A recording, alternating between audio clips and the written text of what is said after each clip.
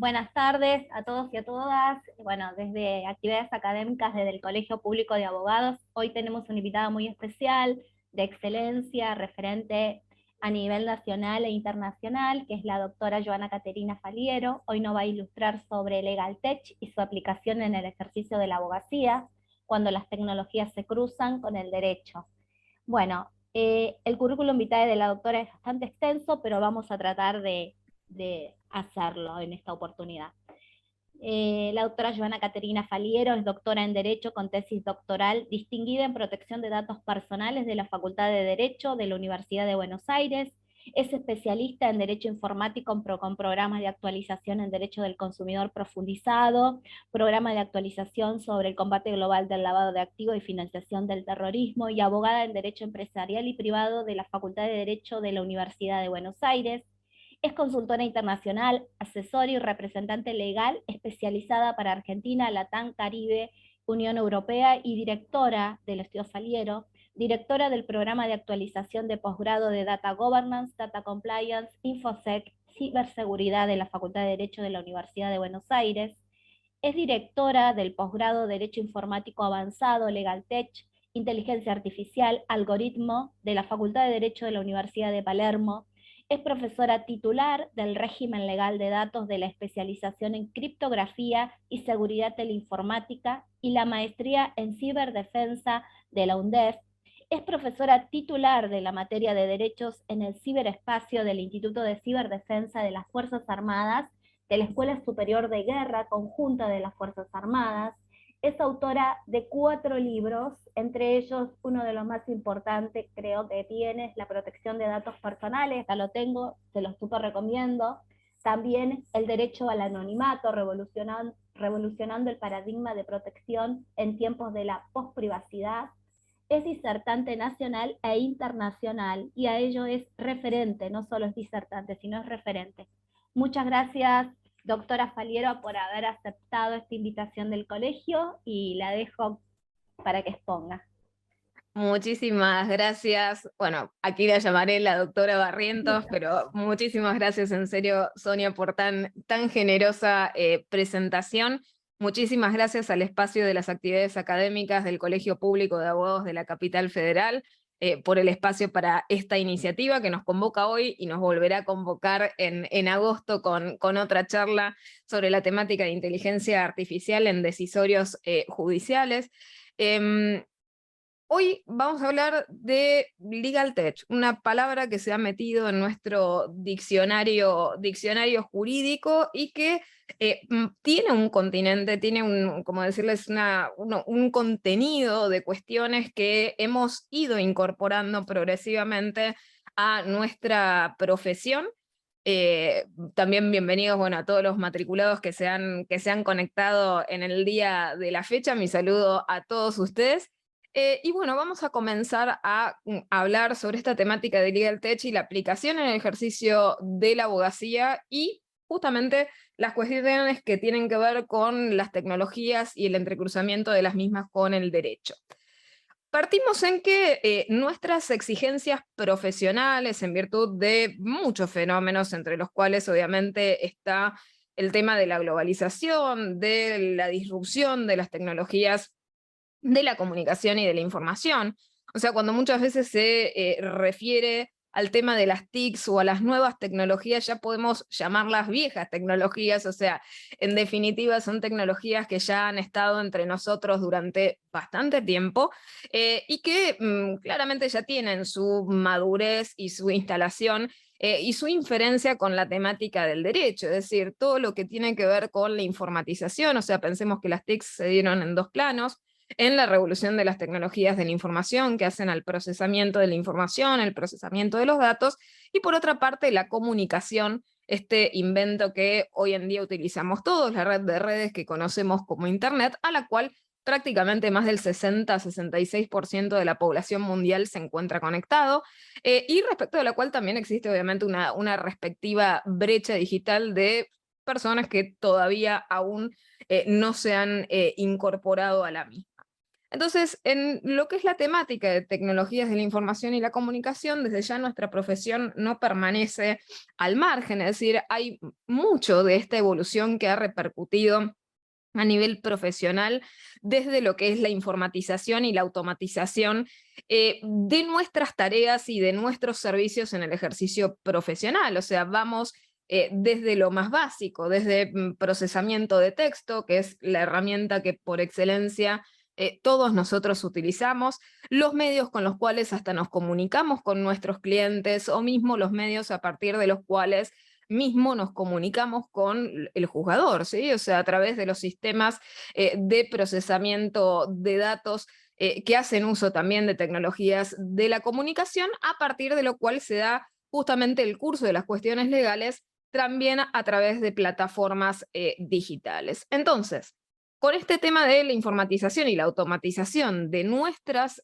tareas y de nuestros servicios en lo que respecta al ejercicio profesional, muchas veces esa complejización de ciertas técnicas de procesamiento tienen que ser merecedoras de algunas reflexiones también en cuanto a la repercusión de las tensiones legales que suscitan, obviamente, también en nuestra formación profesional. De allí que hoy en día la exigencia que se posa sobre los operadores jurídicos en materia de conocimientos, es decir, que nosotros seamos suficientemente capacitados en estas cuestiones, no es algo menor. Recordemos, sin ir más lejos, la intervención que tuvo en el caso, también históricamente, el Colegio Público de Abogados de la Capital Federal, cuando entró en vigor el tema de la digitalización de los escritos. ¿Cuántas veces vimos dilatada la obligación por el simple hecho de que tal vez no todos los matriculados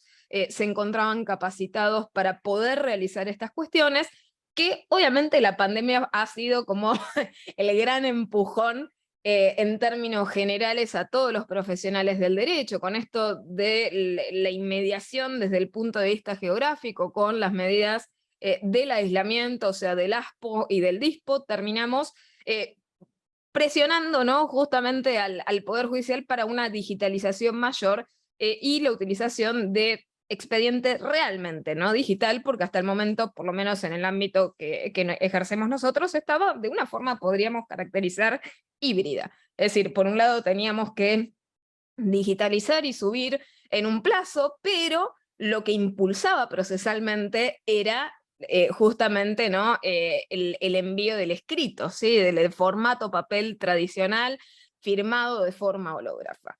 Y esto llegó justamente a este empujón de utilizar de manera generalizada el tema de firma digital, tema sobre el cual vamos a charlar un poquito más adelante, y la utilización de este principio de la utilización de documentos de carácter digital. Lo mismo sucede con el sistema de oficios electrónicos, de DEOX, al cual cada vez más entidades se encuentran integradas y a partir de lo cual se permite la utilización de este tipo de cuestiones. Lo mismo sucede con sistemas registrales, como decirles el registro de la propiedad inmueble de Cava hoy en día permite la confección de minutas de forma digital y la tramitación de lo mismo colegio de escribanos a los efectos de ciertas solicitudes. Por lo tanto, bueno, esta progresiva digitalización de nuestra profesión nos posa, por lo menos en los hombros, a nosotros como letrados, un deber de formarnos, de capacitarnos como usuarios expertos de estas tecnologías de la información y la comunicación para la realización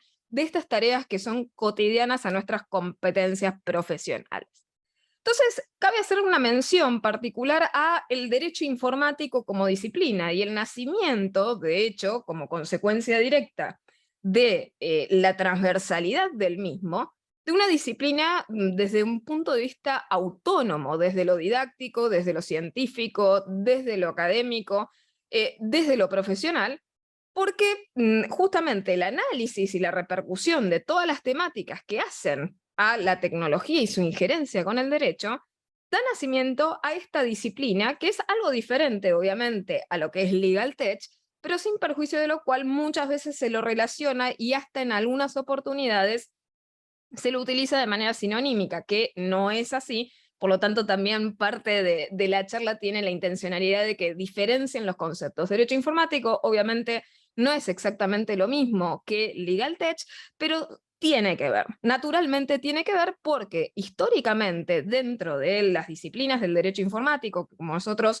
bien sabemos han atravesado de manera perpendicular todas y cada una de las disciplinas de derecho que nosotros ejercemos. Pensemos desde el punto de vista probatorio, la prueba informática se ha metido en todos y cada uno de los procesos sin importar la materia. Es decir, antes tal vez teníamos una idea bastante sesgada o limitada de la prueba informática simplemente como evidencia digital para el derecho penal informático, y punto, para el tema de ciberdelitos. Pero hoy la realidad es que en un proceso, por ejemplo, de familia, en un proceso de violencia, en un proceso administrativo con el consumidor, tal vez lo único que tiene de contacto, por ejemplo, con la empresa son las misivas electrónicas, o sea, el email que realiza con el servicio de atención al cliente. Lo mismo sucede con procesos de violencia en los cuales tal vez las amenazas se porfieren a través de aplicaciones de comunicación, el caso típico de WhatsApp, Telegram, Signal y las amenazas que se logran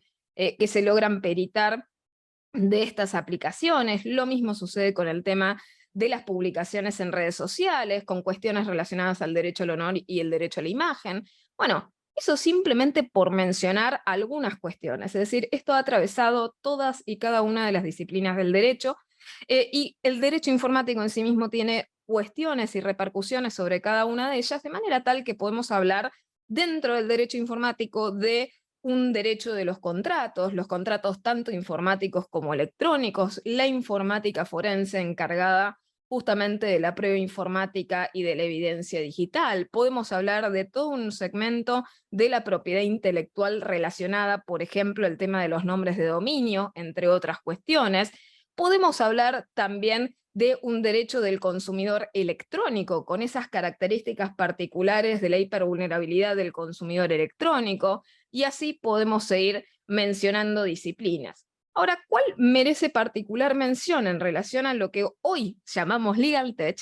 Es un viejo término que tal vez hoy en día no parece tan moderno ni fashionista como Legal Tech o Law Tech, que es otra terminología también utilizada para esto, que es nuestra vieja informática jurídica.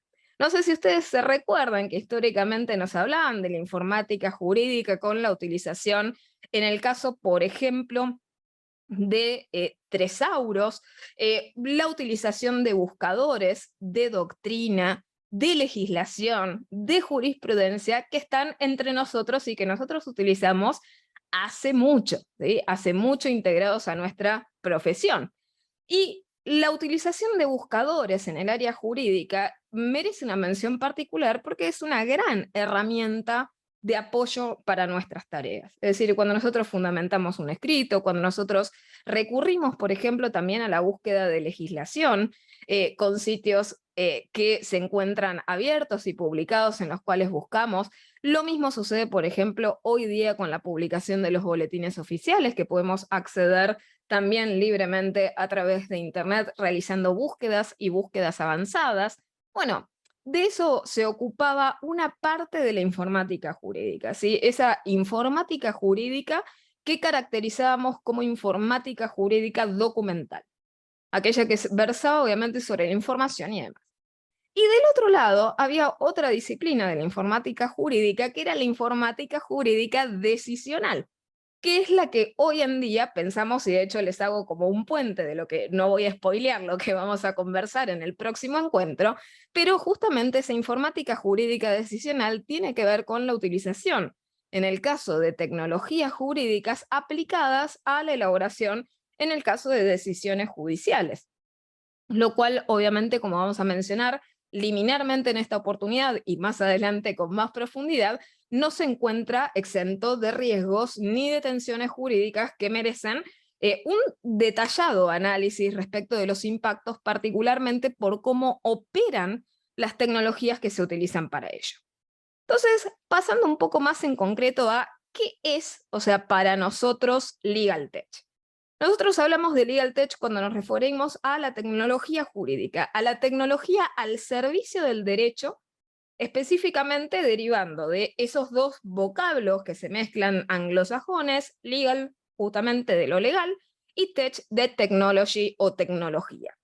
Y es el uso justamente de tecnología y de software para el ofrecimiento de servicios jurídicos. Pero esto obviamente permite la automatización de procesos o servicios jurídicos y puede suceder de diferentes formas. O sea, no necesariamente tiene que ser algo principal, sino también puede ser, por ejemplo, como decirles, de carácter accesorio, es decir, a nivel herramienta de apoyo, a nivel documental, o mismo también el procedimiento con el cual nosotros llevamos adelante estas cuestiones, o mismo también cómo nos relacionamos, por ejemplo, con los clientes.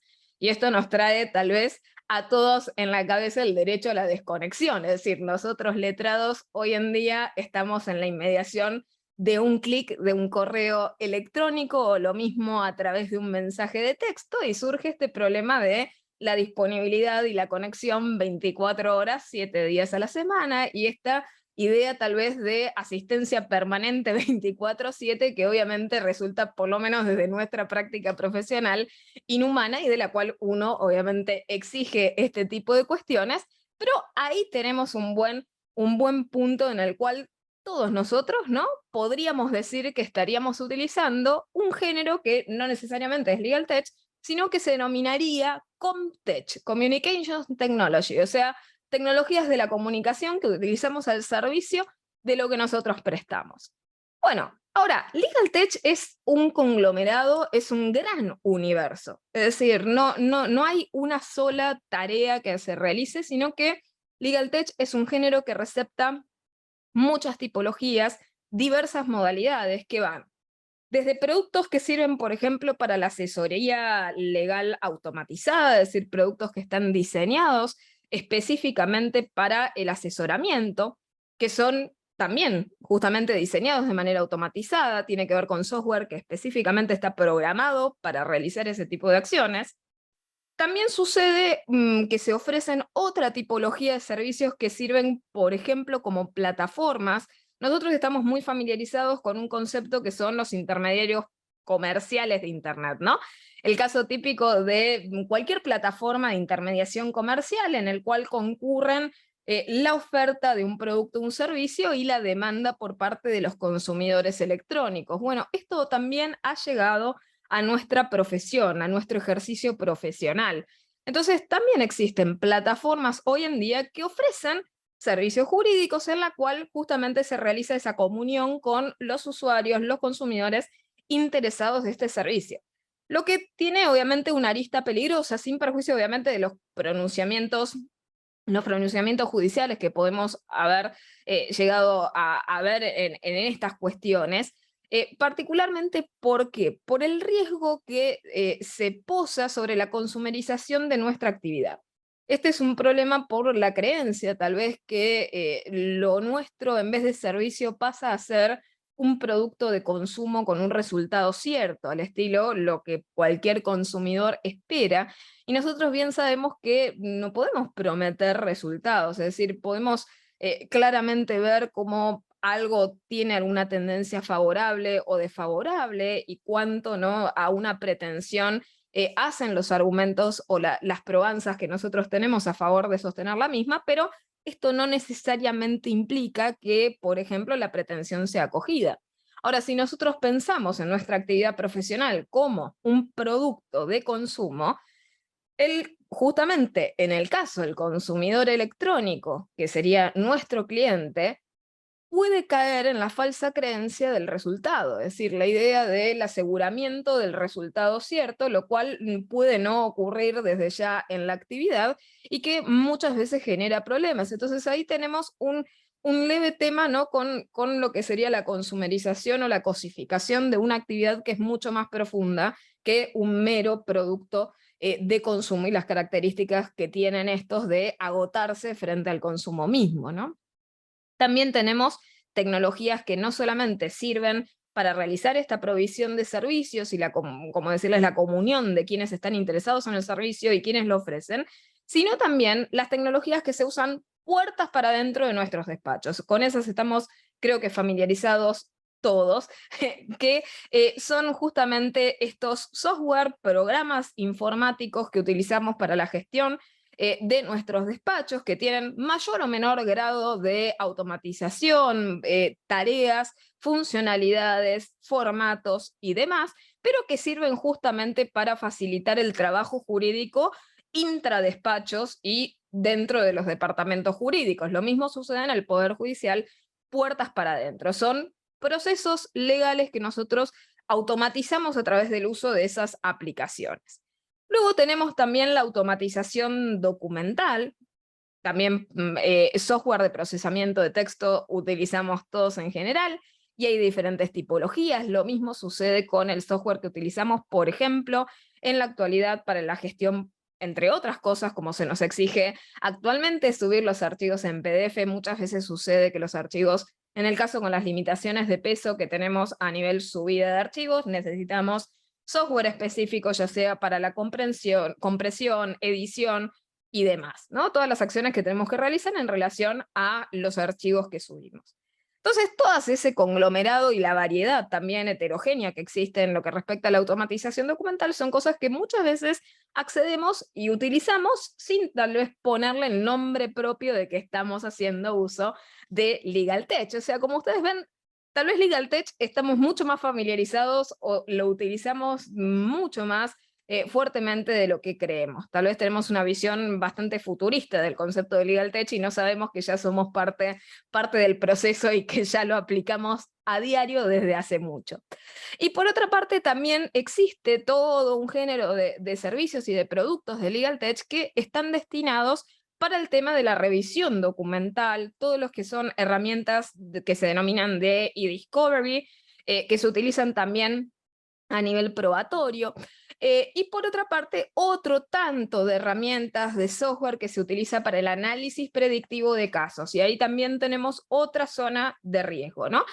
Sobre esto no quiero explayarme porque vamos a charlar en el encuentro de agosto, pero particularmente en lo que respecta al análisis predictivo y mismo cualquier tipo de software que, por ejemplo, realice parametrización de riesgos, cuantificación en materia de riesgos o análisis prospectivo de alguna manera a través de la detección de patrones, siempre vamos a tener muchas veces allí inserta la problemática que es muy seria y absolutamente desde lo científico no es extraíble, es decir, no podemos anularla ni modularla de manera absoluta, que es el problema del sesgo algorítmico. Es decir, todas estas herramientas que realizan análisis predictivo, parametrización de riesgos, calificación de riesgo, lo mismo podríamos decir proyectos de sentencia, es decir, cualquier tipo de estas herramientas, como están diseñadas y hacen uso de algoritmos que son propios de la técnica que aplican, que es la inteligencia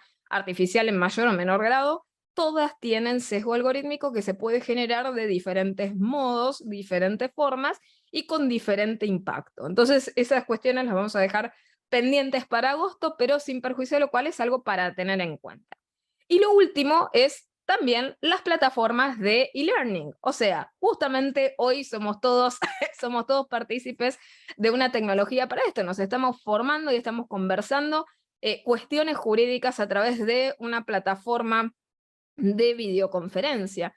Los servicios que hacen uso justamente de estos productos para lo que es e-learning, para la formación jurídica, para el debate.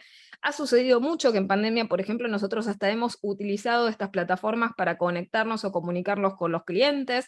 Lo mismo ha sucedido con los juzgados, por ejemplo, para tomar audiencias, es decir, se comenzó con esta práctica de tomar audiencias en las oportunidades desde ya, que fuera posible, a través también de la utilización de videoconferencias. Sin ir más lejos, hoy en día permanece la opción, por ejemplo, en el caso de COPREC, de también realizar las videoconferencias de carácter conciliatorio. Entonces, claramente han venido estas tecnologías a facilitar mucho estas tareas y a horizontalizar un poquito más, ¿no?, el derecho de acceso a la justicia, por la inmediatez y por la permisión que justamente permiten, la mayor flexibilidad que permiten hasta para los propios clientes. Es decir, esto lo he visto muchas veces con clientes que se encuentran en condiciones de hipervulnerabilidad o con problemas de salud o con algún tipo de situación personal que los aqueja, y que claramente estas tecnologías han facilitado el contacto de una manera que de otra forma hubiera requerido que la persona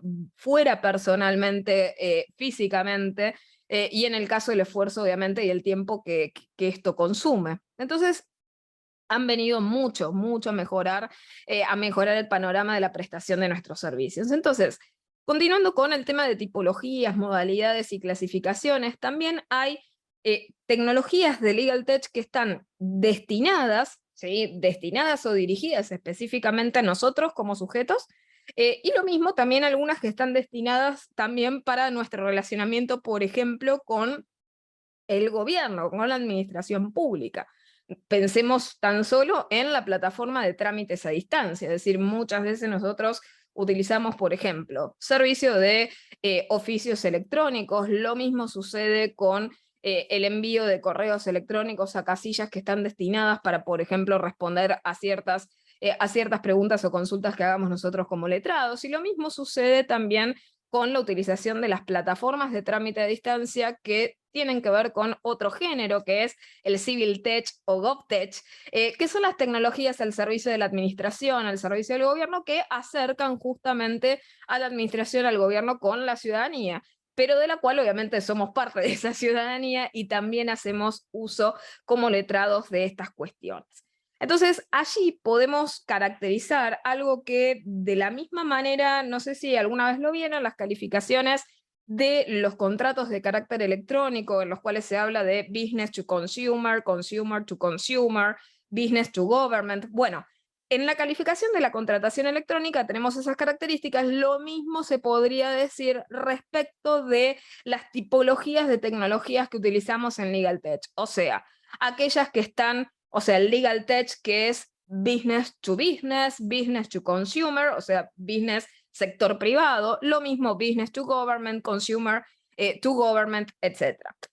Entonces, ya vemos que en ese panorama bastante ecléctico que les mencionaba, ¿sí? No hay un consenso absoluto sobre qué es aquello de lo cual estamos hablando. De hecho, esto que yo les decía de la parafernalia de términos es simplemente para que ustedes vean el gran muestrario de las cosas que se han rebautizado a través del tech, que nos lleva a tener esta dispersión terminológica, y que a nosotros, bueno, como abogados que somos tan fanáticos de las definiciones más precisas, ¿no? Y de saber el contenido de las mismas para que nos ayude también a conceptualizar esos universos y a ver las tensiones desde lo jurídico, esto de utilizar tantas palabras para lo mismo nos lleva a un campo de imprecisión de lenguaje. O sea, el Legal Tech también lo encuentran escrito como Legal Tech, como lo Tech, ¿sí? O sea, el derecho y las tecnologías aplicadas para el tema de justicia. Lo Tech también separa dos vocablos también anglosajones. Lo tiene que ver con ley o legal, o sea, a diferencia de Legal Tech, habla justamente de la ley. Y se definen entonces como tecnologías, bueno, que también sirven justamente para el apoyo, la complementación o la sustitución de aquellas formas tradicionales que se tenían de prestar los servicios jurídicos. Entonces, naturalmente nosotros que estamos tomando terminología anglosajona, nos sirve estas cuestiones tal vez de bajar a tierra los conceptos y consensuar una definición a los efectos de que podamos avanzar sobre esta área. Ahora, ¿qué es innegable sin perjuicio de que podemos consensuar todos o acordar que es un segmento conceptual, un segmento mismo académico, funcional, en el cual la tecnología es el componente legal crítico? O sea, sirve justamente para prestar servicios de naturaleza legal o de cualquier naturaleza asociado justamente al colectivo de profesionales del derecho que somos nosotros. Ahora, no podemos disociar jamás el tema de innovación. Legal Tech justamente tiene que ver de manera absolutamente, les diría, de forma específica con la idea de innovar. E innovar en aquellos problemas que para nosotros son problemáticas clásicas que conocemos, a partir de soluciones que son innovadoras, que tal vez implican un pensamiento, como uno podría caracterizar, de forma lateral, en la cual buscamos o proveemos a través de la tecnología una solución a una necesidad que nosotros tenemos como profesionales del derecho. Ahora, la innovación no está exenta de riesgos, es decir, frente a lo que es la creatividad y la innovación legal, muchas veces se habla de la disruptividad, ¿no? O sea, como el gran vocablo o caballito de batalla de estas cuestiones, pero no hay que tampoco caer y pecar de ser románticos con esa disruptividad, porque no siempre o no necesariamente por el hecho de que haya tecnología implica que algo sea naturalmente mejor. Es decir, en esto, y simplemente haciendo un puente de integración de las dos clases o charlas que tendremos, no necesariamente las sentencias deban ser sustituidas por operadores automatizados. Es decir, el juzgador tiene muchísimos criterios, tiene la capacidad de evolucionar su propio criterio, tiene contexto, tiene sensibilidad, que son características que estas herramientas jamás van a tener. Es decir, hoy en día, sin perjuicio de que creamos, ¿no?, este golem en el cual parece, ¿no?, que las tecnologías estas han tenido o han llegado a estar dotadas de alguna suerte de inteligencia equiparable a las capacidades cognitivas humanas, es realmente una ficción. Es decir, es una ficción propia de la venta del marketing de esta propia área industrial. Pensemos que actualmente el procesamiento de datos, el procesamiento de información es la actividad lucrativa más relevante que tenemos hoy día. Por eso justamente llamamos a nuestra era la era de datos, o sea, no es en vano esto. Por lo tanto, una industria que es muy pujante y se basa naturalmente en la explotación de datos y para la cual necesita nutrirse de la mayor cantidad de datos posibles, a su vez enmarcada en las sociedades que nosotros caracterizamos como sociedades de control y de hipervigilancia, este tipo de cambios son claramente sistémicos, van acorde a esas filosofías dogmáticas que pecan de tecnoreduccionismo, es decir, esa idea de que la tecnología ha venido a salvarnos, que ha venido a proveer las soluciones de todo y ha venido a hacer todo lo que antes hacíamos mal de una forma mejorada. No necesariamente es así. Siempre preservemos como operadores jurídicos del derecho nuestra visión crítica, nuestra capacidad de dudar sobre estas cuestiones, nuestra capacidad de cuestionarnos, de desafiar aquello que el sistema impone, que justamente es el motor basal por el cual nosotros hemos generado doctrina una y otra vez en el avance del reconocimiento de derechos. Bueno, justamente este campo propone varias amenazas que no necesariamente brindan respuestas mejores o más merecedoras de su aplicación generalizada, sobre todo cuando se buscan aplicar en ámbitos donde nuestras propias quejas por las ineficiencias del sistema irían a parar a la misma parte que coloca el sistema. Es decir, pensemos en el problema justamente del conflicto de intereses. Si es la propia justicia la que impone la utilización de estas metodologías, estos sistemas, estas técnicas de procesamiento, como ser la inteligencia artificial, cuando algo de esto falle, la gran pregunta que nos tenemos que hacer nosotros mismos como letrados, como cuerpo de profesionales, es ¿a quién nos iremos a quejar de esto? Es decir, no vamos a poder quejarnos realmente con el mismo que es parte y verdugo. Es decir, en el caso, ¿qué nos van a decir? No, claramente la herramienta funcionó bien, etcétera, etcétera, y nosotros como letrados no vamos a tener capacidad alguna de verificar por nuestros medios qué es lo que ha sucedido y por qué, por ejemplo, nos vemos perjudicados por una determinada decisión y nuestro cliente, por ende, no logra una determinada cuestión. Entonces, a cuidarnos por estos avances, particularmente porque puede verse muy en jaque nuestra profesión y nuestra capacidad de acción en este tipo de cuestiones. Entonces, no todo, ¿sí?, no todo lo que brille es oro, siempre permanezcamos despiertos, lúcidos en este tipo de cuestiones y frente a aquellas cosas que muchas veces se nos busca imponer bajo ideas románticas y reduccionistas y en las cuales muchas veces se termina rivalizando.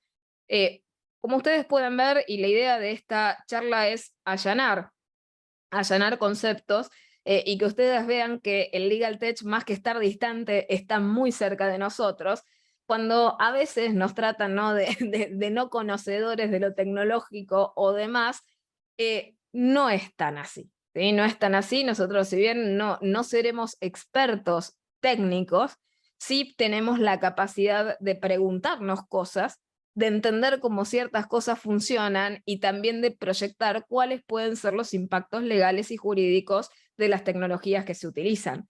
Entonces, eso de minimizar nuestra capacidad de comprensión muchas veces peca justamente del mesianismo tecnológico de quienes buscan, muchas veces por intereses espurios, personales y egoístas, imponer estas cuestiones a pesar justamente del bien jurídico justicia. Y eso es algo que creo que para todos nosotros que hemos leído nuestro código de ética y que somos fieles defensores y que parte de nuestro rol profesional se trata justamente de la defensa de ese bien jurídico, no podemos perder y permitir que se pierda ese norte jamás. Entonces, volviendo a esto, ¿qué tema de la innovación nos tiene que preocupar? Justamente la responsabilidad por los daños que se puede ocasionar con la innovación. Es nuestro deber pensar que frente a los cambios, bueno, no los apresuremos siempre.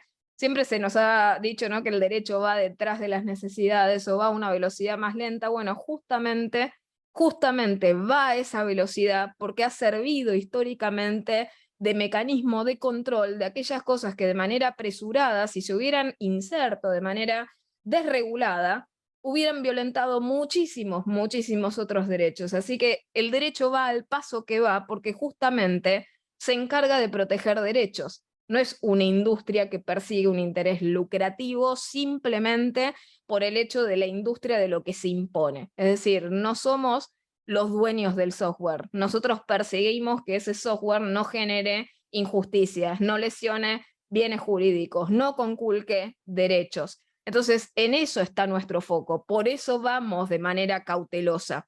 Nadie de nuestro lado se va a acelerar en meter algo que después va a generar injusticias que nosotros vamos a terminar solucionando.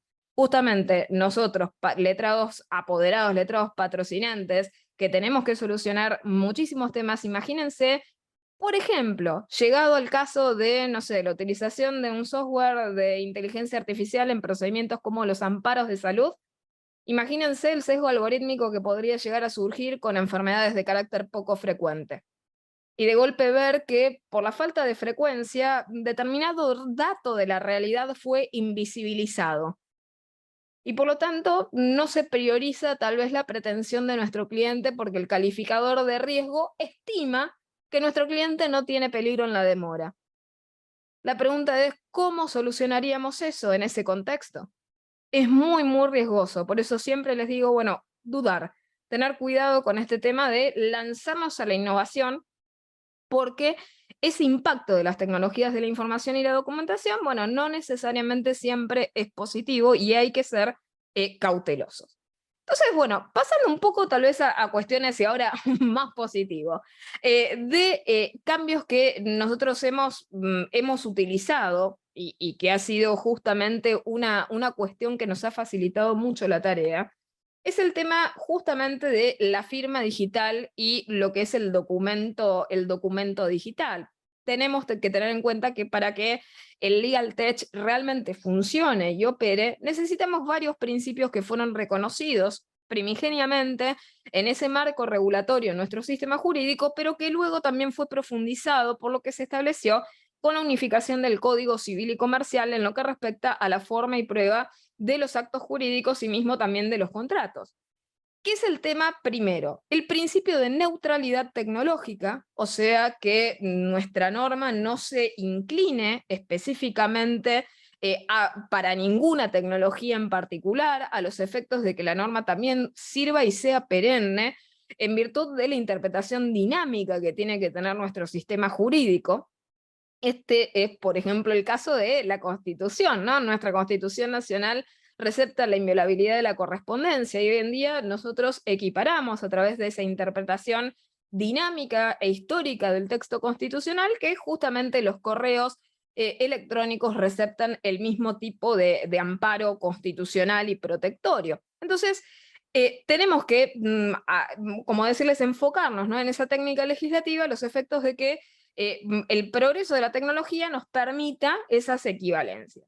Y lo que sigue justamente es esta última palabra que les había mencionado, la equivalencia funcional. O sea, el principio de equivalencia funcional establece que los efectos jurídicos de una determinada cuestión realizada, por ejemplo, en el caso con tecnología, los efectos jurídicos en el caso de los documentos digitales o de las firmas digitales, sea exactamente el mismo y suceda exactamente lo mismo desde lo jurídico que con la utilización de lo que sería un escrito a papel firmado de manera hológrafa. O sea, el principio de equivalencia funcional entre lo digital, lo electrónico y lo formato tradicional y lo formato papel, y lo mismo, aquello que en futuro reemplace a lo que nosotros hoy conocemos como digital electrónico, es justamente lo que vale para poder tener este amparo de que todo lo que realizamos por un medio de forma indistinta es igualmente válido que aquello que realizamos por otro. Y este es el caso, por ejemplo, de la conservación documental. Nuestras leyes muchas veces prevén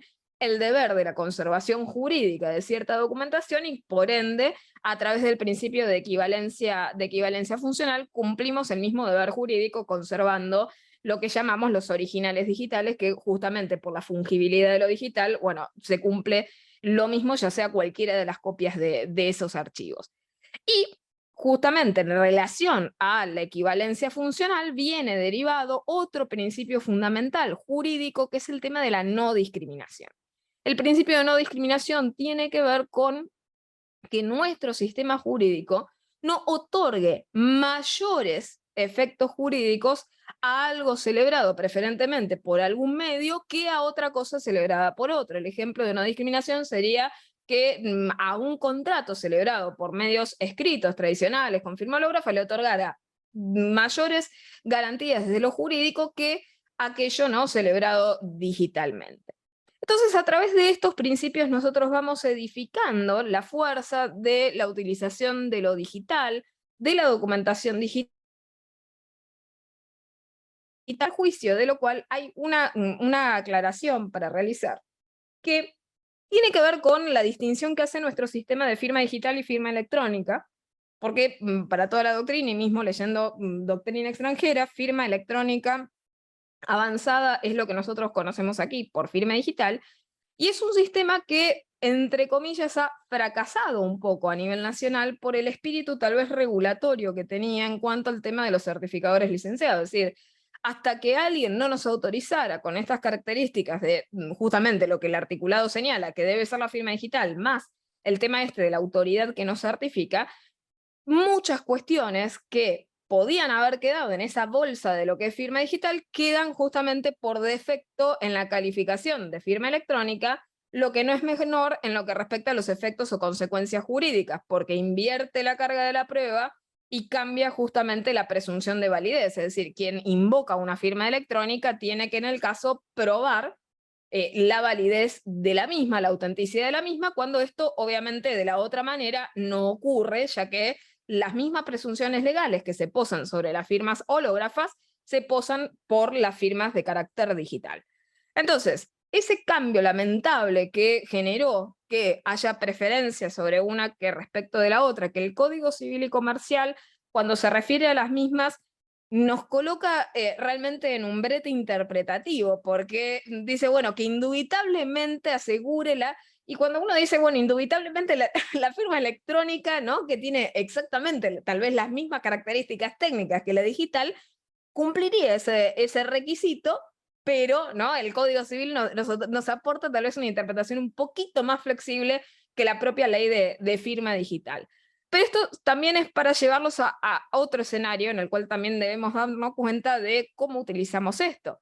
La realidad es que la gran mayoría de las firmas que asiduamente utilizamos desde lo digital, no llamadas firmas digitales, sino en el ámbito de lo digital, son firmas en realidad de carácter electrónico, es decir, la identificación, por ejemplo, biométrica, los tokens, los múltiples factores de autenticación, las contraseñas, etcétera, etcétera, etcétera, de lo que podemos mencionar, en su grandísima mayoría son firmas de carácter electrónico, ¿sí? Entonces eso simplemente para tocar este acápite, ¿no? de lo que es la documentación y la ley de firma digital. Por otra parte, para ir hacia las aplicaciones del Legal Tech, nuestro ejercicio, como hemos visto, de la abogacía se ha ido transfigurando con el tiempo. Hemos progresivamente ido incorporando estas cuestiones que hablábamos en lo que se colige de la automatización de la realización de nuestras tareas y también la automatización de nuestros servicios jurídicos. Ahora, entrando a otro capítulo que es agregarle a la automatización avanzada el carácter de automatización inteligente, nos trae relacionados justamente los problemas que veremos en el próximo encuentro. O sea, todas las variantes de la familia de la inteligencia artificial generan mayores riesgos a lo que tradicionalmente se puede hablar por automatización avanzada simplemente, no inteligente, que era lo que clásicamente se denominaba, antes de que se acuñara el término Legal Tech, el back office de cualquier estudio jurídico, el back office de nuestros despachos. Entonces, hay un capítulo aparte en relación justamente a esa automatización inteligente y las consecuencias que tiene, simplemente por el hecho de que esa automatización hace uso justamente de la inteligencia artificial, que como técnica es una técnica riesgosa de procesamiento de datos. Entonces, sin perjuicio de ese paréntesis, volviendo al software, nosotros utilizamos software de gestión en legales, sistemas también que sirven para la firma electrónica y digital. Sin ir más lejos, desde la pandemia tuvimos que validar, ¿no? O sea, nosotros como letrados ya arrancamos con los domicilios electrónicos, gran tema y muy, muy útil. En cuanto a, ¿no? a las metodologías de notificación, y creo que la pandemia ha servido como el debate casuístico más frondoso sobre todas las posibilidades que puedan receptar los actos notificatorios. O sea, pasamos primero, ¿no? a ser reticentes a este tipo de cuestiones. Luego pasamos a explotar el tema de los domicilios electrónicos y evitar las cédulas papel con el engorro, justamente que genera esto, y mismo por la tendencia de despapelización de la justicia en términos generales y las resoluciones de mayor sustentabilidad y sostenibilidad que implican la utilización de tecnologías de Legal Tech. Dejamos esos medios notificatorios tradicionales y pasamos al ámbito de lo digital. Y dentro del ámbito de lo digital tenemos este tema de los domicilios. En el caso de nosotros como patrocinantes tenemos nuestra dirección de domicilio electrónico, y recibimos por cortesía, como sucede habitualmente, un correo electrónico, ¿no? de aviso de esas novedades, además de tener justamente un portal que nos sirve para consultar esas novedades de manera más instantánea, en el cual se listan cronológicamente las novedades que van surgiendo y demás, y tenemos justamente los diferentes segmentos para mirar en el caso de las notificaciones, la subida de los escritos, la consulta de las causas y demás. Ahora, en lo que respecta al tema de las variaciones que se han receptado en pandemia con el tema de las notificaciones, hemos pasado del máximo, ¿no? de reticencia a los medios electrónicos al máximo de permisión. Es decir, se ha visto, por ejemplo, casos en temáticas relacionadas a alimentos, por ejemplo, notificaciones hasta por servicios de mensajería como WhatsApp. Se han visto notificaciones por servicios, por ejemplo, como Facebook. Por lo tanto, bueno, uno dice, está bien, podemos no sujetarnos al rigorismo formalista que implicaría que el acto notificatorio solamente tenga la característica o la entidad de tal si se realiza por determinados medios, sino que realmente lo que importa es la sustancia fáctica de que la persona se entere. Ahora también tenemos, por otra parte, desde lo electrónico, ¿no? la verdadera capacidad que tenemos de probar que del otro lado alguien particularmente se ha enterado realmente y el acto notificatorio ha tenido o ha surtido su efecto. Entonces, este es un debate que creo que por un lado nos lleva a un plano mayor de utilidad, o sea, el imponer en el caso la utilización y la obligación de tener domicilios electrónicos. Creo que sería algo absolutamente necesario para todos. En particular, una disciplina que en el caso a mí justamente me fascina y ejerzo como especialista, el ámbito del derecho a la salud, por ejemplo, en el caso, ¿no?, de los amparos de salud, y lo mismo sucede en materia de derechos de los consumidores y de los usuarios, ponerle fin a este tema que tanto muchas veces nos trae dolores de cabeza como letrados, de perseguir al demandado. Es decir, el hecho de que sea todavía hoy en día, con toda la digitalización que hay, con el hecho de que todas y cada una de las empresas prácticamente tienen todas sitios web y tienen casi todas ellas correo electrónico de contacto o redes sociales que tengan todavía la capacidad de eludir actos notificatorios por el simple hecho de que son imposibles de hallar físicamente, creo que es una broma de la era digital en la cual estamos y que creo que deberíamos ponerle fin, al menos regulatoriamente. Es decir, este tema de pasar el domicilio electrónico, que todos y cada uno de los diferentes actores, en el caso si son proveedores de servicios y demás, todos tienen que tener un domicilio electrónico declarado con el Estado,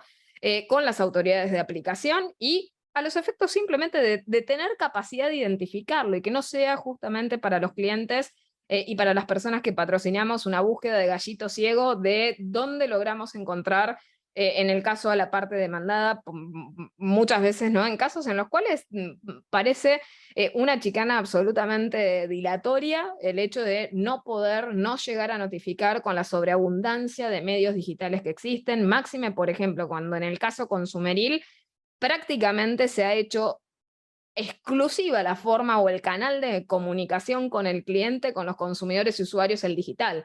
Por lo tanto, esto responde simplemente a la máxima de cooperación y de bilateralidad.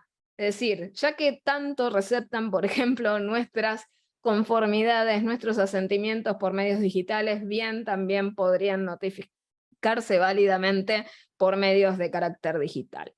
Entonces, en este sentido, bueno, los sistemas de notificación, los sistemas también de autenticación, hoy en día ese software también, la utilización de estos sistemas hacen uso, entre otras cosas, por ejemplo, tecnologías tales como blockchain. Hoy en día se realizan certificaciones de firma, lo mismo para la utilización, por ejemplo, de poderes en los cuales prácticamente, ¿no?, la firma digital se encuentra autenticada en estos tipos de sistemas. Podemos pasar a otro tema, además de blockchain y de los servicios digitales, en relación a la contratación. Claramente está instalado el tema de la contratación electrónica, por causas de brevedad no voy a meterme en ello, pero la contratación electrónica es un gran capítulo, es decir, hoy en día, y en pandemia más que nada, prácticamente todos y cada uno ha consumido o adquirido algún producto o servicio a través de medios digitales, de plataformas, de intermediarios comerciales de Internet, de páginas web, etc. A lo cual se suma otro fenómeno que se adiciona al tema blockchain y también desde lo jurídico nos va a llevar un fuerte dolor de cabeza, particularmente a los juzgadores, tal vez no tanto a nosotros que nos adaptamos más rápido, que es el tema de la contratación inteligente o los smart contracts. O sea, nos lleva tal vez a un tema de gobernanza intra-blockchain, o sea, cómo resolver también las controversias en relación a la contratación inteligente, a los contratos inteligentes en términos generales, en particular por la capacidad de actuación que tiene el juez en relación a estas cuestiones. ¿Qué otro gran género y tecnología aplicada al Legal Tech son los llamados ODR, Online Dispute Resolution, que son métodos, nosotros estamos muy familiarizados con ellos, con el tema de las conciliaciones y demás, que son los métodos alternativos de resolución de controversias online.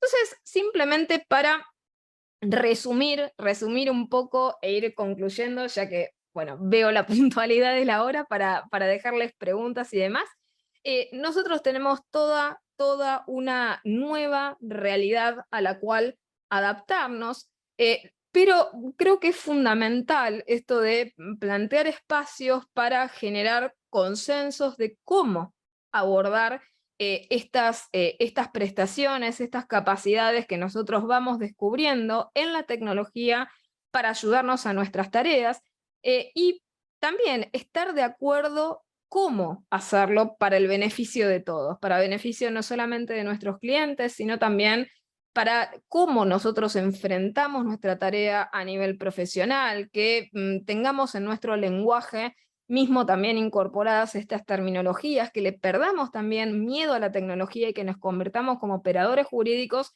también en usuarios tecnológicos jurídicos de estas materias, y en esa intersección del derecho y la innovación nosotros seamos también parte de ese cambio. Es decir, que nuestra voz como operadores realmente sea tenida en cuenta. Pensemos que la utilización, en el caso de todas estas tecnologías de innovación que caracterizamos, como les decía, de forma disruptiva, tienen efectos. Tienen efectos que creo que nosotros tenemos mucha capacidad, y en este sentido es por eso que nuestra voz tiene que tener importancia, porque son realidades en las cuales nosotros como juristas realmente ejercemos un rol activo.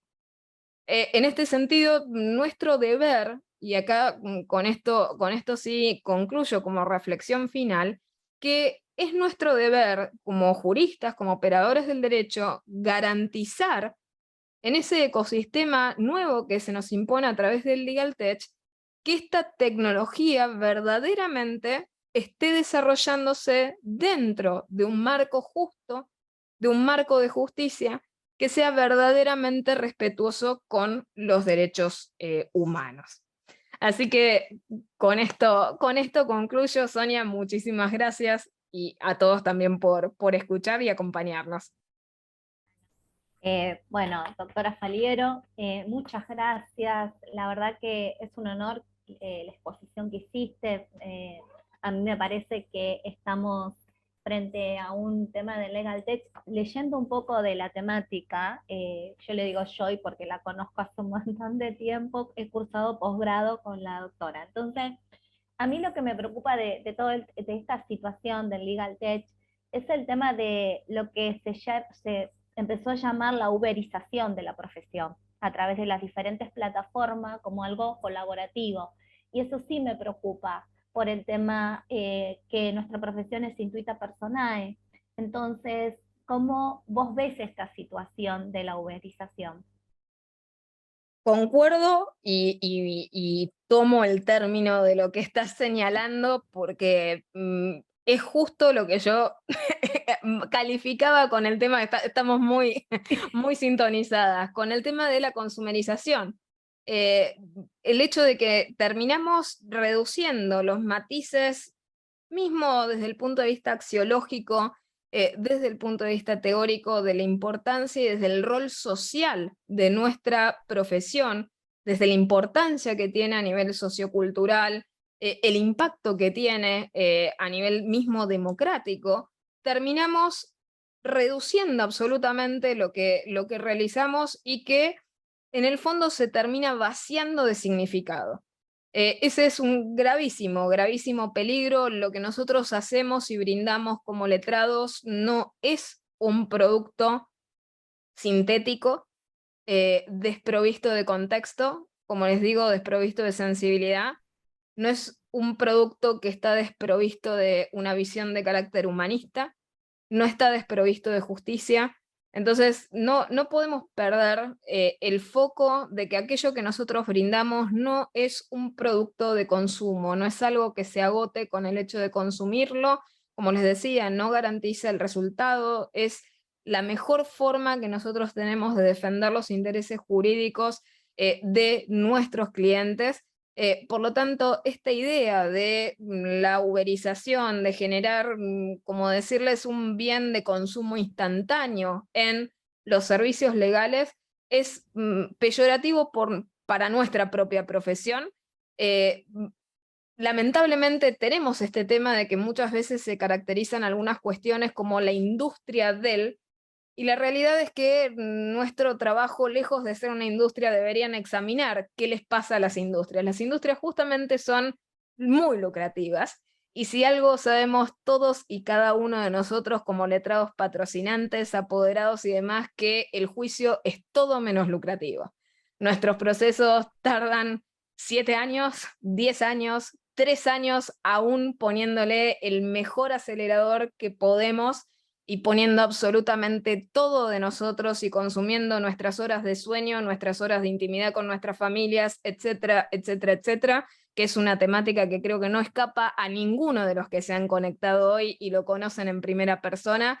Por lo tanto, el hecho de que creer que lo nuestro es algo instantáneo, sintético, artificial, automatizable y absolutamente lucrativo, no. Lamentablemente, nuestra actividad, sin perjuicio de que la califiquemos pro bono o no pro bono, la realidad es que las remuneraciones que tenemos son alimentarias y podría tomarme el permiso de decir que no llegan ni a ser alimentarias. Es decir, pensemos cuánto cualquiera de nosotros recibe, que es prácticamente lo mínimo, como decirles, para una remuneración simbólica de lo que la persona ha hecho durante 10 años, 15 años, es decir, todos nosotros debemos tener ese típico proceso que jamás termina, en los cuales la actividad es pro bono desde el primer año, segundo año, quieren tercer año, y después de allí lo hacemos por amor al arte. Es decir, tenemos una devoción por nuestra profesión que va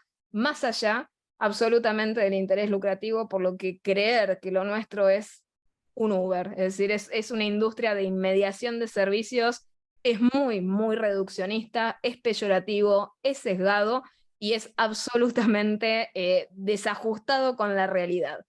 Nuestra profesión realmente es un servicio social, y eso lo vemos a diario. Cada vez que uno atiende al cliente está prestando un servicio social y hasta les diría un servicio de carácter emocional. ¿Cuántas veces nosotros hemos sido más psicólogos del cliente que cualquiera que lo asiste? Es decir, conocemos la realidad más íntima de nuestros clientes, apoyamos el proceso realmente como si fueran asuntos propios que se convierten en nuestra propia uña, y lo llevamos adelante por una cantidad de tiempo que no escapa a nadie, que eso es devoción por la profesión y no es un producto de consumo. Si fuera producto de consumo nos estaríamos yendo a los 2 días y medio, no como realizamos nosotros las tareas que realizamos. Por lo tanto, caer en esta idea de generar a la abogacía o creer a la abogacía como producto de consumo, erradísimo, nada más lejano que la realidad, y este justamente es un peligro que hay que evitar. ¿Sí? Gracias, Joy. Voy a ver si hay alguna pregunta más. Bueno, solamente muchas gracias, muy Por didáctica, muy favor. buena explicación, te voy leyendo alguna. Muchas gracias a todos, muy buena exposición, doctora Faliero. No sé si alguien tiene una pregunta para hacer, para ponerla en el chat. Otra de las cosas que a mí me llamó la atención mientras aguardamos si alguien se anima a consultar es la cantidad de dinero que mueve el Legal Tech. O sea, es una industria súper pujante. En nuestro país hay bastantes, como decirles, bastantes usinas en relación a este tipo de cuestiones, por lo tanto, es una industria del conocimiento, particularmente tiene desarrollo, y creo que a futuro obviamente va a tener más potencial que el que vemos hoy en día con, a ver, una automatización un poco, les diría, errática y poco uniforme o poco homogénea. Creo que lo máximo que se puede llegar a aspirar es realmente la facilitación de nuestras tareas y que estos servicios no sean solamente utilizados, como decirles, como productos de nicho, solamente por los estudios, ¿no? que hacen uso de Legal Tech, sino por todos en general, y como creo que hemos visto desde el principio de la charla de hoy, hay muchas cosas que nosotros ya utilizamos, a las cuales no les hemos puesto el nombre propio que tenían y que son Legal Tech. Cuando hagamos uso de tecnologías más avanzadas y de automatización más avanzada, claramente estaremos aportando al consumo y al impulso de esa industria que ahora, si bien es incipiente, tiene un panorama. El panorama, simplemente para decirles porcentuales, está muy basado, ¿no? en el ámbito justamente de la Ciudad Autónoma de Buenos Aires, o sea, Capital Federal y alrededores. Hay algunos desarrollos, particularmente en algunas provincias como Córdoba, Santa Fe y demás, pero nuclearmente más del 60-65% se encuentra aquí, donde nos encontramos nosotros, y es por eso que tal vez tenemos los ejemplos, ¿no? de esa industria más cercanos, ¿no? a nosotros. Pero es un desarrollo que creo que después se va a ir uniformando a lo largo del país, particularmente porque las provincias también tienen muchas veces desarrollos de digitalización que han ido más rápido que el nuestro, por el hecho de que el nuestro tiene mucho porte, ha sido muy generalizado y ha tenido que integrar muchas, como decirles, situaciones disímiles en cuanto al tema de tecnología e infraestructura, pero en el interior obviamente han habido procesos provinciales de digitalización de la justicia que han empujado con más rapidez la adopción de estos sistemas. Bueno, la próxima, voy a ir contestando, la próxima charla es el 9 de agosto, 18 horas. Por favor, hay que anotarse a Info Académicas, por favor. Después seguimos acá. Excelente charla, felicito a las doctoras, muchísimas gracias. Gracias también al colegio por estas magistrales y emotivas exposiciones. Preguntan, ¿qué bibliografía se puede consultar para profundizar en esta cuestión y entender esta rama del Legal Tech? Bien, la bibliografía principalmente, y el Legal Tech como hijo, les diría, de las disciplinas que tienen que ver con Tech, les diría que busquen más cuestiones relacionadas, por ejemplo, al ámbito blockchain, al ámbito de la derivación de servicios de tecnología como ser FinTech, RegTech y demás, y Legal Tech justamente es uno de estos géneros. Lo mismo bibliografía basada, y esto más bien de carácter histórico, les diría cuasi dogmático, bibliografía histórica que podemos encontrar en informática jurídica, y luego también toda aquella que tiene que ver con la instrumentación de documentos, y lo mismo en relación a la firma, ¿sí? O sea, documentos y firma digital también es un género que pueden buscar tanto en bibliografía de doctrina, jurisprudencia, bastante frondoso como fuente, ¿sí? Preguntan, ¿el metaverso es atendible por la actividad jurídica o es un oportunismo sin fundamentos? Bien, claramente me inclino por lo segundo. Para mí la actividad en sí misma es un oportunismo sin fundamentos, es decir, es una cuestión de gamificación, o justo vos decías uberización. Bueno, aquí tenemos la gamificación de la justicia. La justicia no se puede realizar, o sea, no tiene absolutamente nada que ver, no tiene ni siquiera sustancia. Hay muchos productos de consumo tecnológico instantáneos, el metaverso es uno de ellos. De hecho, muchas veces se hace el chiste de que los que no han llegado, ¿no?, a la ola de las criptomonedas y a la ola del blockchain, hoy en día se suben tardíamente al tren del metaverso. Y creo que justamente utilizando el mismo vocablo es mucho meter el verso en criollo. Claramente no tiene fundamento jurídico, y la realidad es que lamentablemente a través de este tipo de cuestiones se esconden muchos intereses desde el punto de vista corporativo. O sea, pensemos que ya para nuestro esquema actual jurídico, el debate que se posa sobre los intermediarios de Internet, las redes sociales, o sea, nos genera muchísimas tensiones desde el punto de vista de la responsabilidad, el tema de la privacidad y la seguridad de los datos, qué seguridad y qué privacidad y qué protección de datos, máxime pensando en la criticidad que tienen los datos que se manejan a nivel justicia, los datos de nuestros clientes, los datos del Poder Judicial, los datos que receptan las sentencias y los expedientes. Imagínense manejar eso en entornos que son, desde el punto de vista de la protección de datos personales, descontrolados como el metaverso. ¿Quién maneja y quién domina ese universo virtualizado? Va a ser el verdadero dueño de esos datos. Y caemos en las mismas reflexiones de esto que les decía. ¿Cómo vamos a poder reclamar justicia cuando es el propio juzgador el que interviene en la inserción de estos sistemas? Es un oportunismo que genera encima conflictos de intereses que después no vamos a poder superar como juristas. Pregunta Roque Costa, ¿existe posibilidad de que el Poder Judicial instrumente o contrate una agencia para facilitar un certificado de firma digital aplicable a la profesión? Bueno, Roque, una parte de hecho de una de las ideas, por lo menos embrionarias, de la ley de firma digital, no sé si ustedes recuerdan, el articulado era que los colegios de matriculados sean los encargados de brindarle a sus matriculados, ¿no?, las respectivas firmas digitales. Ahora, yo podría decirles que hay un modo más fácil de generar esto de las agencias, porque en el caso de metaverso, y lo mismo sucede con inteligencia artificial, o sea, podemos generar, ¿no?, la agencia de la agencia y la tercerización del servicio, y esto justamente genera este problema que les mencionaba de quién maneja esos datos, un privado, es decir, muchas tensiones del plano del derecho y del control, de la privacidad, de la seguridad, que se pierde de manera absoluta cuando generamos esto. Entonces, ¿qué mejor forma de utilizar los recursos que ya tenemos? Todos nosotros tenemos asignado un código de identificación de carácter tributario, que de hecho a nivel judicial nosotros lo utilizamos como domicilio electrónico, bien podría asociarse de manera generalizada, y parte de esto es justamente la solución que ha adoptado, ¿no?, el Poder Judicial con el tiempo de pandemia, en la cual todos tuvimos que validar, en el caso, nuestra identidad y comenzar a firmar digitalmente por esa metodología. Pero bueno, son temas, es decir, si nosotros generamos justamente agencias y demás, terminamos burocratizando en exceso este tipo de cuestiones, lo que termina luego complejizando el tráfico, sobre todo por la heterogeneidad de agencias. Tenemos el tema jurisdiccional y las consecuencias que genera esto de parcelizar justamente los permisos en diferentes lugares, bueno, y las complejidades que ya conocemos que eso provoca. Bueno, seguimos con Vanessa, excelente exposición, muchas gracias. Viviana dice, desventaja de la inteligencia artificial, el aumento del desempleo. Tengamos en cuenta que si las máquinas son capaces de realizar las mismas tareas que los humanos, provocarán que los niveles de desempleo suban. ¿Está de acuerdo, Bien. doctora?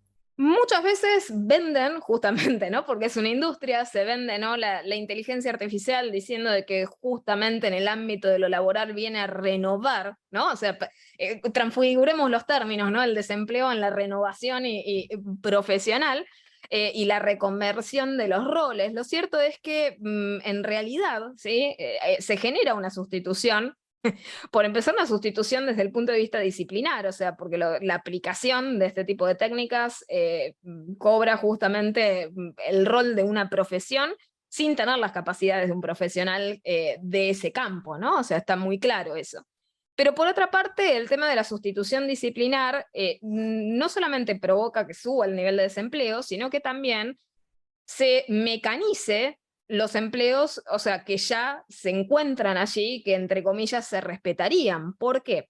Porque la realidad es que los empleos que quedarían supervisando aquello en el caso de lo que hace la inteligencia artificial, en realidad tendría nula capacidad de verificar verdaderamente qué es lo que esa técnica realiza. ¿Por qué? Porque el empleado que queda es un empleado judicial, que no es un auditor de sistemas de seguridad o de programación. Por lo tanto, si la herramienta decide, juzga mal, ese operador del derecho que revisa, en el caso, por ejemplo, el proyecto de sentencia, lo único que va a ver es la sentencia en lenguaje natural. Pero si hubo, por ejemplo, algún defecto de programación que llevó a cabo justamente a tomar esa decisión, o hubo sesgo algorítmico imperceptible, porque de vuelta, el sesgo algorítmico no necesariamente es algo palpable, ostensible, identificable. Por lo tanto, el pobre que queda para verificar esto, tal vez ni siquiera tenga capacidad de ver el error ante sus ojos, porque justamente no es una máquina para verlo. Ni tampoco es un experto cientista de datos, como así tampoco es un experto programador, ni un auditor en materia de seguridad informática. Por lo tanto, los pocos que quedan realmente no van a tener ni la capacidad de hacer lo que podrían estar haciendo, y se vacía de vuelta la profesión. La idea de que en el fondo el juzgador termine siendo un suscriptor por asentimiento de lo que la máquina decide, y de lo que la máquina decide de manera sesgada, lo que tiene un efecto absolutamente expansivo del daño, porque nadie juzga sobre la justicia del resultado. Es decir, estas técnicas tienen la capacidad de serializar el trabajo con independencia de si el resultado es justo o es injusto. Por lo tanto, son perfectas máquinas de replicación de patrones. Ahora, si el resultado es injusto, se esparció de manera absolutamente uniforme y perfecta de forma injusta, y nadie va a tener capacidad de detectarlo. Así que los pobres que quedan, lamentablemente, van a terminar no dudando de la máquina por el simple hecho de que no pueden cuestionar la máquina, y por el solo hecho que también es la justicia la que está imponiendo esa técnica. Sin ir más lejos, bueno, se ha creado particularmente un departamento, y justamente, ¿no?, la industria en sí misma de la inteligencia artificial está penetrando transversalmente toda cuanta institución puede. Poder legislativo, sindicatos, cortes, etcétera, etcétera. Entonces, tengamos mucho cuidado con esta invasión, les diría, a modo de langostas, con todo lo que es nuestro poder judicial y lo que nos va a quedar a nosotros, ¿no?, como letrados, para copar con este tipo de situaciones y los injustos que podría llegar a provocar. Sí, claramente estoy de acuerdo con el tema del desempleo y de una reconversión profesional que no es tal. Sigue José Ramón, que dice la indudable innovación y solución implícita en las transformaciones 4.0, el smart contract en blockchain, en estricto derecho dan nacimiento desde una gran cantidad de criterios encontrados, pasando inconsistencias, certezas en el consentimiento, etcétera, hasta el ámbito territorial de la ley. En dicho orden de ideas, ¿cree usted que deberíamos impulsar la regulación de semejante realidad por medio de tratados y convenios internacionales, llegando a la creación de una institución jurídica internacional experta como instancia asesora y decisoria en la justicia? A ver, todas las temáticas que tienen que ver con estas cuestiones relativas, por ejemplo, justamente a lo que mencionaba del ámbito de blockchain, podemos extendernos, ¿no?, al ámbito de las criptomonedas, al ámbito de la aplicación de ciertas tecnologías. En definitiva, son cuestiones que, como bien hemos visto con el tema paralelo que podríamos trazar con las técnicas de procesamiento de datos y la industria en sí misma del tratamiento y del procesamiento de datos, que la autorregulación como tal no ha servido de solución. Es decir, esta idea que hoy en día se tiene, por ejemplo, con, qué sé yo, la tendencia al data ethics washing, o sea, de vaciar con el bálsamo, ¿no?, de la ética en determinadas cuestiones el significado y la importancia de lo normativo, hoy en día seguimos necesitando de todas formas regulación en particular de este tipo de cuestiones, una regulación que en definitiva, bueno, sirva para abarcar estas cuestiones sin como decirles, sin asfixiar la posibilidad real que tiene la industria, pero por otra parte también sin soslayar la materia de derechos humanos. Ahora, hay que tener mucho cuidado. ¿Por qué? Porque la industria sabe por dónde meterse y hay un claro tema en el cual puede meterse y penetrar, yo les decía, de la penetración transversal. Se está metiendo la industria del procesamiento de datos, de la inteligencia artificial y de otras cuestiones en el poder legislativo, como les decía, ya lo hizo en el poder judicial. Lo ha hecho también en los sindicatos como, como una institución que sirve también de buffer, como mismo yo les decía, nosotros como letrados servimos también de buffer para muchas injusticias, y lamentablemente se está utilizando este troyano de presionar regulaciones apresuradas en estas cuestiones sin haber previamente realizado una instalación del debate público abierto y no simplemente democrático en apariencia, que termine legitimando realmente intereses subyacentes, espurios industriales. He visto mucho esto de la pluma del legislador torcida particularmente por la industria. Un ejemplo de ello es el proyecto de reforma que se presentó en el año 2018 sobre protección de datos personales, que se resucita luego con su presentación también como proyecto de reforma en el año 2020, en noviembre, con 2 proyectos en los cuales justamente en esa reforma integral a la Ley de Protección de Datos Personales se intentó meter un engendro normativo tal como la figura de consentimiento tácito. Y de vuelta, con esta presión de la industria, saquemos la regulación ya, generemos una regulación rápido para insertarnos en el mundo y no la miren, ¿no? Algo parecido a la aprobación por libro cerrado. Imagínense al día siguiente de esto, ¿qué quedaría de nosotros, de nuestra profesión, protegiendo datos personales de nuestros clientes cuando hubiera un consentimiento tácito? No queda protección de datos personales. Lo mismo si la pluma de una ley en materia de regulación, por ejemplo, de inteligencia artificial, termina autorizando todos estos abusos, minimiza la cuestión o el impacto del sesgo algorítmico y no termina viendo las tensiones en derechos. Hay que tener justamente mucho cuidado. Esto del 4.0 es de vuelta un típico eslogan que parecemos solamente utilizar los que están de nuestra vereda, es decir, la tecnología. Realmente he leído conferencias o encuentros académicos del 4.0, del 5.0, lo cual ya es curioso. En algún momento nuestra abogacía va a ir más allá de la propia tecnología, y quienes estamos hace mucho en esto, vimos como nacimos con el 2.0, pero para hacer marketing le fuimos agregando números, ¿no? Para atraer más gente, ¿no? Entonces, saliendo esto de vuelta de la cuestión del grosero marketing que tiene todo aquello a la cual se le agrega el 4.0, tenemos que tener cuidado con esas clarísimas intenciones que existen muchas veces de manipular la regulación en favor de una política de negocios, esa regulación hecha ad hoc que de golpe sale de la nada, misteriosamente parece querer regular apresuradamente algo disruptivo y para lo cual nos colocan en esa suerte de reduccionismo y polarización artificial generada en la que si nosotros no lo entendemos o no lo apoyamos, en realidad somos ignorantes y no tenemos capacidad de entenderlo, si no nos gusta la innovación, etcétera, etcétera. Esto se inicia, obviamente, de hablar de regular tempranamente. ¿Por qué? Porque se aprovecha el desconocimiento. Es decir, es absolutamente útil que se regule algo de manera apresurada cuando todavía nadie lo conoce. Entonces, por eso hay muchos focos de interés en los cuales justamente se coloca esta semilla de apresurar regulaciones que tienen que salir de manera reflexiva, que salgan bien rápido, aprovechando el desconocimiento, lo cual no es otra cosa que el groserísimo marketing de falsísima innovación tecnológica que no es tal, son productos de consumo tecnológico que se meten por la ventana y que impulsan obviamente regular algo que aún no es siquiera operativo. Las regulaciones llegan, y recordemos nuestra experiencia, llegan cuando se las requieren en serio, cuando hay servicios reales en colisión.